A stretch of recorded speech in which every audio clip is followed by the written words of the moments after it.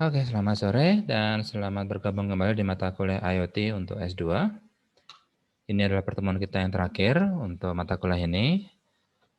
Dan karena terakhir berarti minggu depan kita akan melaksanakan UAS. Dan untuk UAS, karena ini adalah S2, kita menggunakan studi kasus. Jadi nanti teman-teman, saya berikan sebuah dokumen.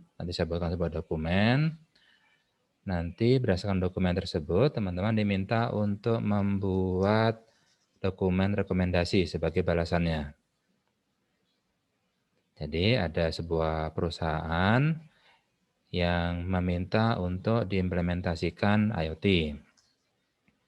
Nah, teman-teman nanti berdasarkan dokumen dari klien, teman-teman akan memberikan rekomendasi seperti apa.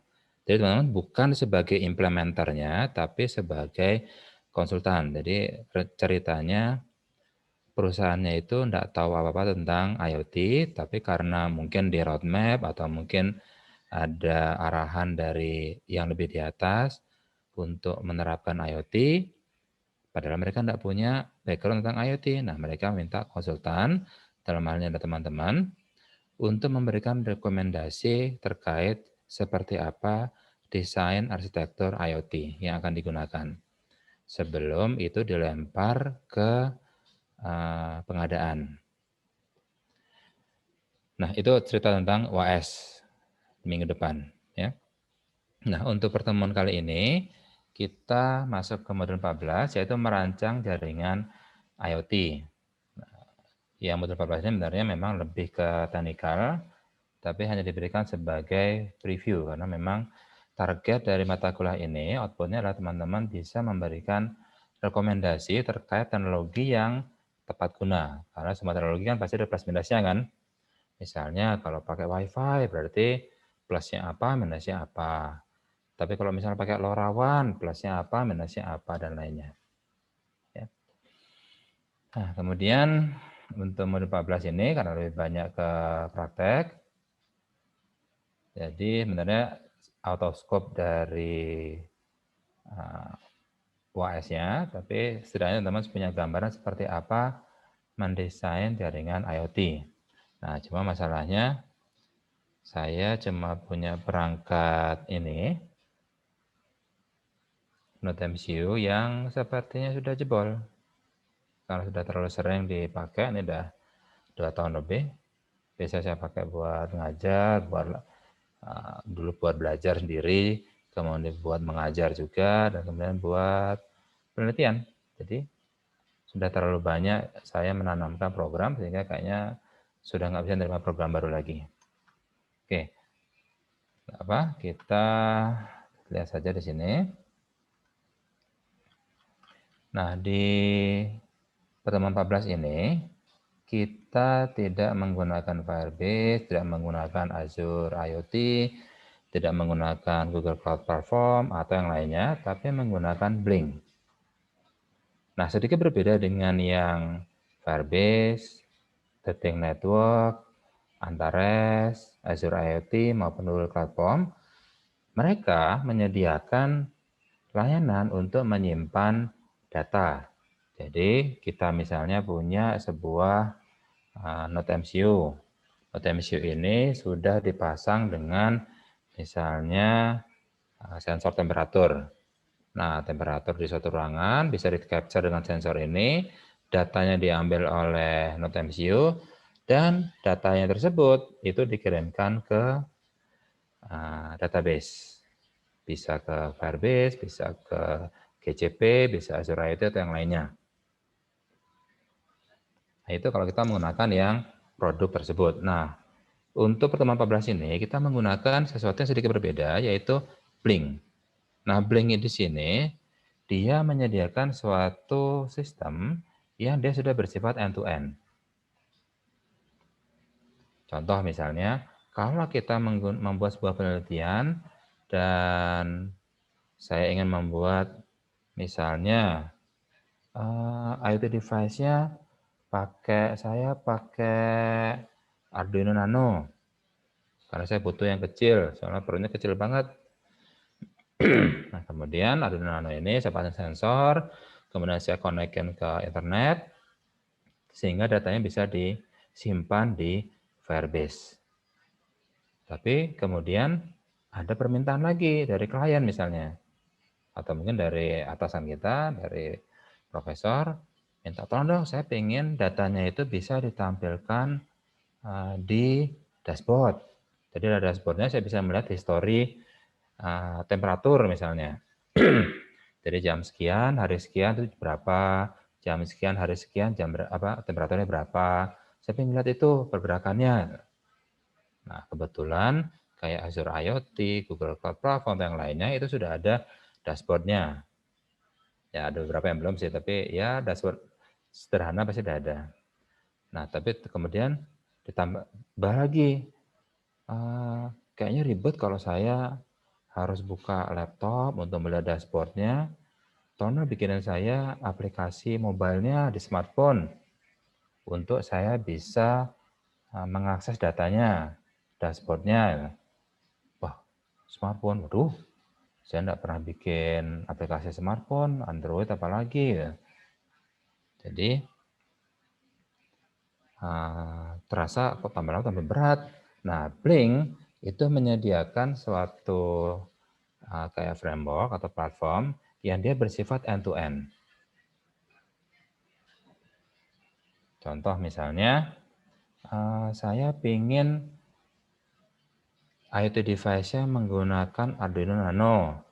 Oke, kalau Arduino Nano gampang, dia sudah ada di Arduino IDE.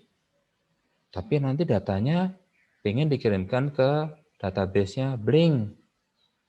Wah, kayak apa ya caranya? Nah, Blink itu menyediakan library sendiri. Jadi kita bisa download library-nya, install di Arduino IDE, sehingga kita tinggal panggil template-nya untuk misalnya Arduino Nano. Keluaran template-nya, di sana ada isian-isian. Misalnya Wi-Fi-nya nanti apa, password-nya apa, dan lainnya. Tinggal ngisi aja. Setelah itu tes koneksi. Nah, begitu tes koneksi, nanti kita bisa ngelihat di database-nya Blink, oh datanya sudah tersimpan. Jadi jauh lebih gampang jadi makainya. Nah, terus saya juga pengen pakai ada smartphone-nya. Nah, Blink juga menyediakan aplikasi buat smartphone-nya. Contohnya misalnya seperti ini.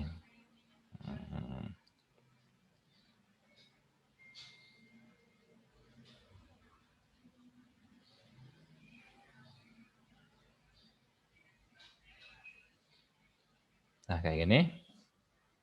Saya pindahin dashboard. Nah, ini. Jadi Blink itu sudah ada aplikasi di Android. Saya nggak tahu kalau yang di iOS. Tinggal install, kemudian login sesuai dengan login kita di Blink, dan kemudian tinggal panggil device-nya. Misalnya tadi saya pengen ngambil datanya tadi, bukan ngambil sih, ngelihat malah sebenarnya, cuma ngelihat datanya, oh langsung keluar di sini. Jadi jauh lebih enak menggunakan Blink kalau kita ingin misalnya hanya untuk proof concept, atau hanya penelitian, atau hanya untuk sekedar untuk bikin tugas akhir atau tesis. Karena dia sudah end-to-end tersedia. Baik di IoT device sudah ada library-nya, database sudah ada tempatnya, dashboard-nya ada juga, kemudian smartphone juga ada. Jadi semua sudah tersedia lengkap. Tapi kalau misalnya, wah kok tampilannya kurang bagus, harusnya seperti ini tampilannya. Nah, itu baru kita ngoprek di smartphone-nya, di aplikasi Android-nya. Nah, itu sudah di luar skopnya Blink, tapi mereka menyediakan juga. Ini source code-nya kalau misalnya mau ngembangin lagi aplikasi smartphone-nya, jadi bisa juga benar kita ngembangin. Jadi sudah ada fondasinya, kita tinggal ngembangin nambah-nambah lagi. Jadi nggak mulai dari nol. Oke, nah sekarang kita coba simulasikan dulu. Jadi di sini ada sebuah rangkaian, ini rangkaiannya. Bentar. Ini kayak perlu saya hapus dulu.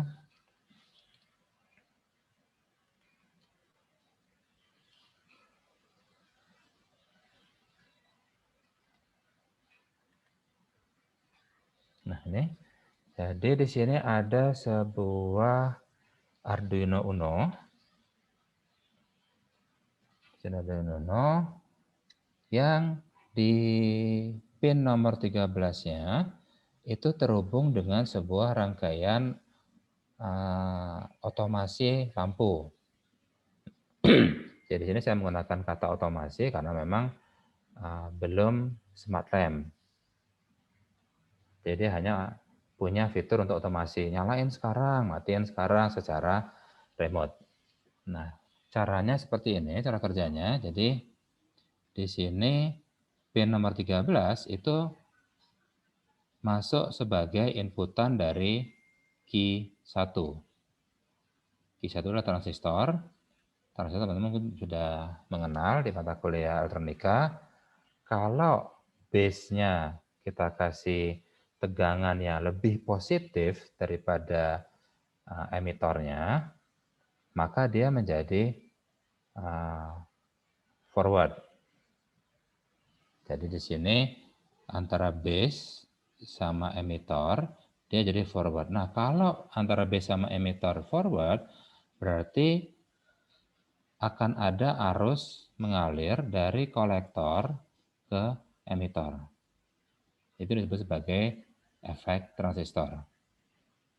Tapi kalau basisnya tegangannya terlalu kecil atau sama dengan emitor, maka tidak ada forward di sini, forward bias. Dan karena nggak ada forward, berarti antara C sama E, dia resistansinya jadi tinggi sekali. Makanya namanya transistor atau transresistor, atau resistor yang bisa divariasikan. Resistornya sebenarnya antara C sama E, dan besar resistansinya itu diatur berdasarkan tegangan dari basis. Oke, nah itu sedikit preview tentang transistor. Nah, sekarang kalau misalnya pin 13 saya kasih low voltage atau 0. Kalau 0, lah emitornya juga 0. Berarti dia sama tegangannya antara basis sama emitor. Karena sama, berarti antara kolektor dengan emitor dia jadi terputus. Sehingga tidak ada arus yang mengalir lewat kumparan ini. Oke, itu kalau 0 volt. Nah, kemudian saya berikan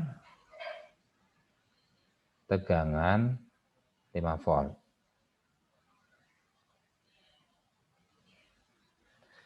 Di pin 13 kita kasih plus 5 volt.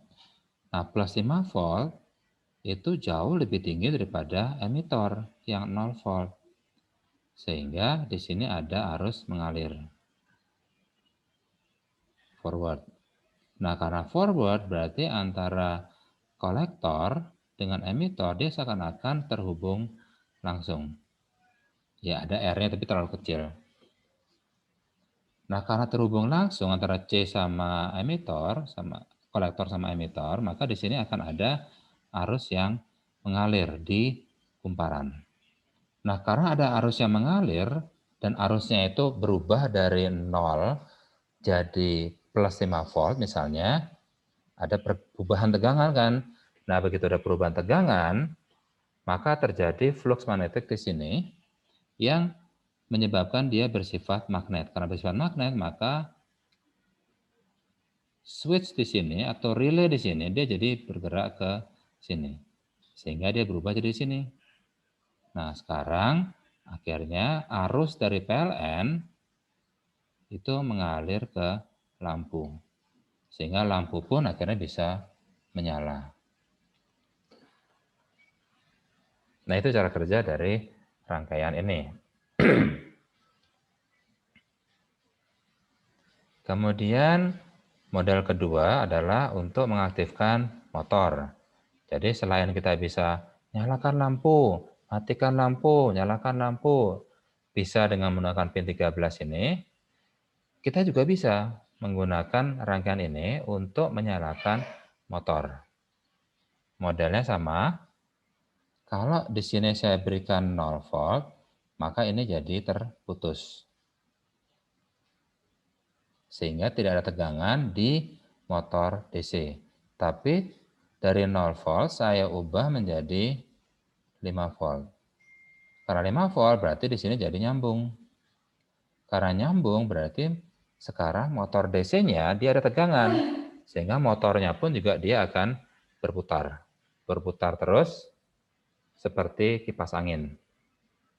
Nah, motor di sini bisa kita gunakan misalnya untuk memberikan makan ikan atau menyalakan pompa air. Kalau misalnya tanamannya kering nih harus dikasih air, bisa pakai motor yang menyalakan pompa. Atau bisa juga untuk misalnya menyemprotkan air di udara karena kelembabannya kok rendah banget. Padahal tanaman yang mau kita pelihara ini dia sangat rentan terhadap udara kering. Udaranya harus lembab terus. Nah, begitu dia kelembabannya sudah di bawah 90 misalnya atau di bawah 85, maka dia langsung nyemprotin uap udara agar lembab. Udara di dalam greenhouse misalnya. Nah, itu dua contoh dari penggunaan Arduino untuk otomasi lampu dan juga untuk mengatur motor. Nah, sekarang kita bisa mengontrol sistem ini dengan menggunakan aplikasi Blink yang tadi saya tunjukkan. Yang sudah terinstall di HP, nanti dia bisa mengontrol semua kedua sistem ini dengan menggunakan ada ID nanti di sini. Nah, sebelum kita masuk ke Blink, kita coba lihat sebenarnya kayak apa sih dia cara kerja Arduino Uno ini gitu. Kita coba mainkan di sini. Nah, di sini sudah ada dari yang kelas siang.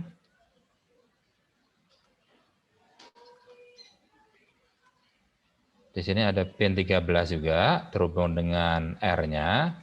Sama seperti ini, ada R, kemudian ada transistor tip 120 atau 22 atau 22 ya. Di sini tipnya 120. Nah, apa? Ini adalah base-nya dan ini adalah emitornya. Emitor terhubung dengan ground seperti yang gambar di sini. Ini. Kolektornya terhubung dengan relay. Kolektornya terhubung dengan relay. Di sini. Sementara ujung relay satunya lagi itu ke 5 volt. Sama seperti gambar ini. Ujung satu relay itu ke kolektor, ujung satunya lagi ke plus 5 volt. Dan kemudian relay ini itu akan mengaktifkan saklarnya antara terminal 1 dengan terminal 8.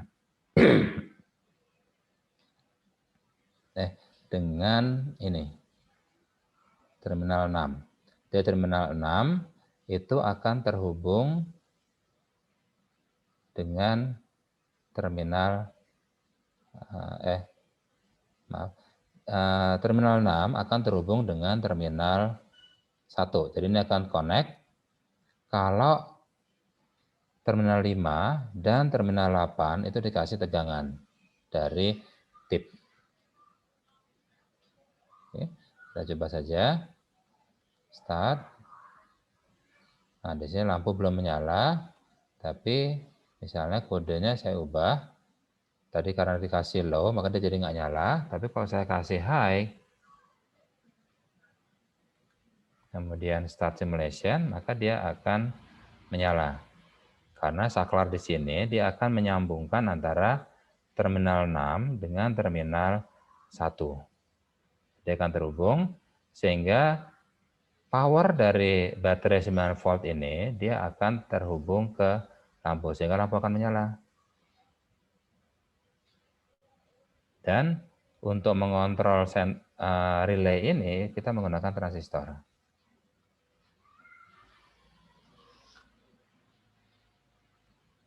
Oke. Nah, ini sedikit penjelasan tentang rangkaian yang ada di atas ini. Nah, sekarang kita coba menelaah tentang Blink. Blink, nanti teman-teman bisa login sendiri, bisa bikin akun maksudnya. Kemudian setelah bikin akun, nanti teman-teman ditanyakan projectnya apa nih? Projectnya misalnya namanya home automation. Kemudian hardware yang mau dipakai apa? Misalnya ESP8266. Ini contoh dari ESP8266. Sebenarnya yang di sini deh, yang warna silver ini dia ESP8266-nya. Tapi secara board, dia not MCU. Connection type-nya adalah Wi-Fi. Ada yang lainnya sebenarnya ada USB, Bluetooth, Bluetooth low energy, ada GSM. Kemudian di sini ada template ID dan Blink device name. Nah,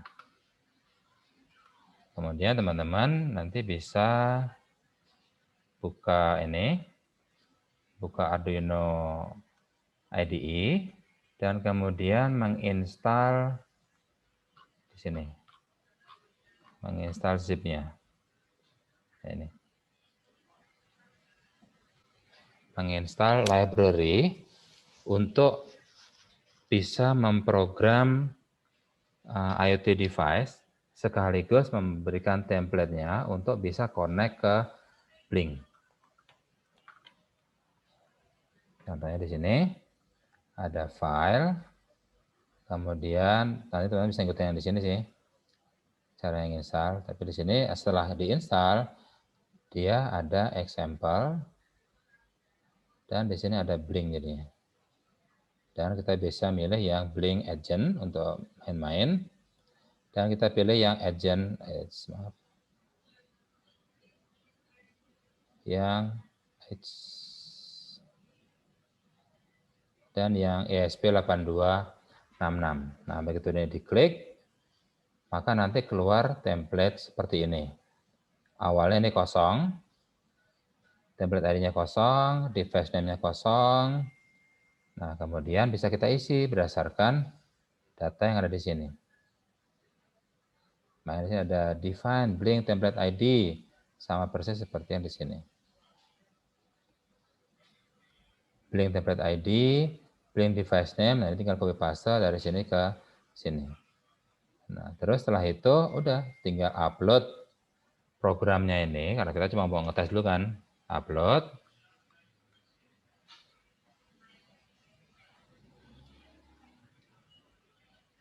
Dia masih compiling, jadi program ini masih di-compile untuk menjadi instruksi mesin yang bisa dimengerti oleh mikrokontrolnya.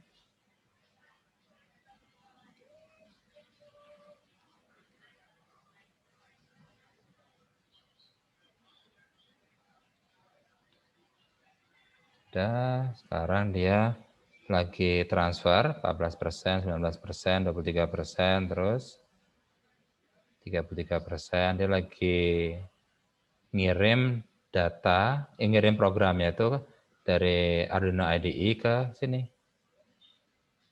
Dan 66%, 71, 76, kemudian 95, kemudian sudah selesai. Sekarang ingin merestart perangkatnya. Nah, cuma setelah ini udah diam aja.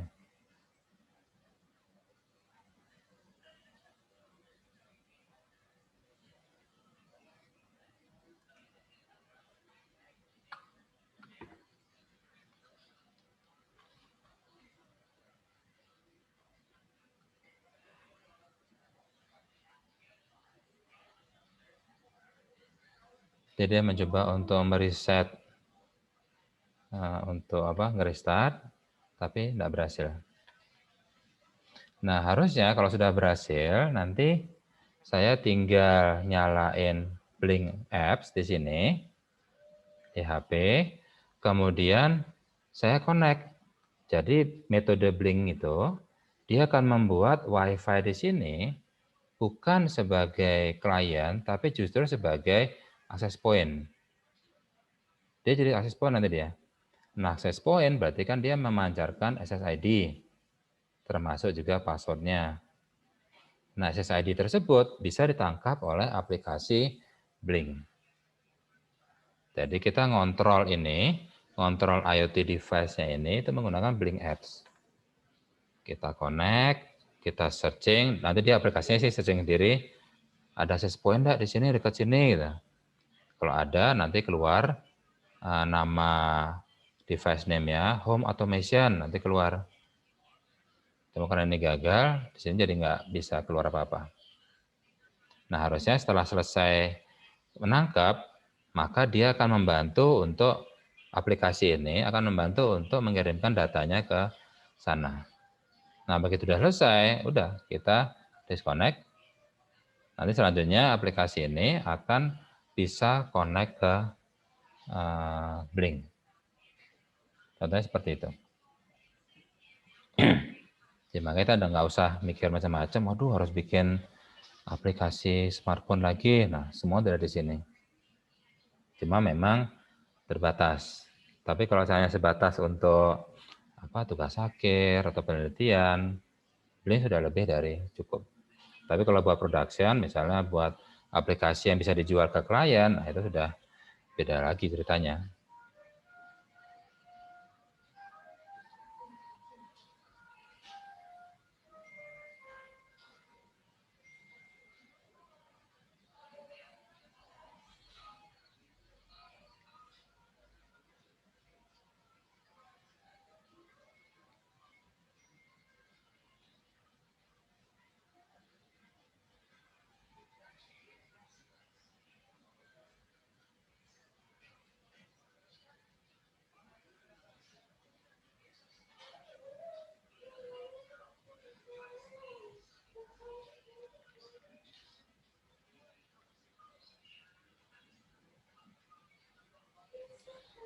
Udah, kayaknya hanya bisa itu seperti itu. Soalnya dari tadi saya nunggu pesanan ini pengunjung datang, udah saya pesan dari Jaya Plaza. Jadi mohon maaf nggak bisa saya demokan, tapi nanti kalau misalnya sudah datang, nanti saya akan buat rekamannya, teman-teman bisa nonton atau melihat seperti apa sih caranya menggunakan Blink ini, gitu. Karena memang sangat sederhana. Oke, ada pertanyaan sejauh ini untuk yang pertemuan ke-14. Jadi pertemuan 14 ini kita sebenarnya mempelajari cara menggunakan Blink, cuma karena perangkatnya saya kebetulan tidak punya, jadi saya nggak bisa menunjukkan seperti apa. Cuma step-stepnya seperti tadi. Bikin ini project untuk dapat template dan device name, ini di copy ke aplikasinya, kemudian aplikasinya diupload ke IoT device, dan kemudian udah tinggal dikontrol oleh Blink Apps. Selanjutnya nanti bisa connect dan kita bisa mengontrol atau mengambil data yang sudah dikirimkan oleh IoT device tadi. Oke, kayaknya itu aja dari saya. Kalau ada pertanyaan, silakan nanti kalau ada pertanyaan diajukan di grup. Dan untuk UAS kita lakukan minggu depan. Waktunya juga lumayan longgar karena teman-teman harus menulis sebuah dokumen rekomendasi, tapi nggak usah panjang-panjang, cukup maksimal 5 halaman saja, tapi yang pasti dia isinya sudah lengkap. Jadi nggak perlu kayak latar belakang, tujuan itu nggak perlu, tapi langsung ke rekomendasinya seperti apa. Jadi mirip seperti kalau dulu teman-teman bikin tugas akhir itu, mirip seperti bab 3. Jadi ada desain arsitekturnya seperti apa, kemudian pertimbangan-pertimbangan yang bisa dipilih oleh klien kita. Soalnya kita kan memberikan rekomendasi kan. Kalau rekomendasi itu berarti kita harus bisa memberikan beberapa alternatif juga. Alternatif dalam hal ini, untuk sisi yang ini bisa menggunakan ini, tapi benefit-nya apa, loss-nya apa. Terus kalau yang di sisi ini bisa pakai ini, tapi benefit-nya apa, cost-nya apa, seterusnya. Ya. Oke, itu ya dari saya untuk sore ini. Terima kasih, dan nanti untuk UAS saya share di grup ya. Oke, terima kasih dan selamat sore semuanya. Sore, makasih Makasih Pak. banyak Pak.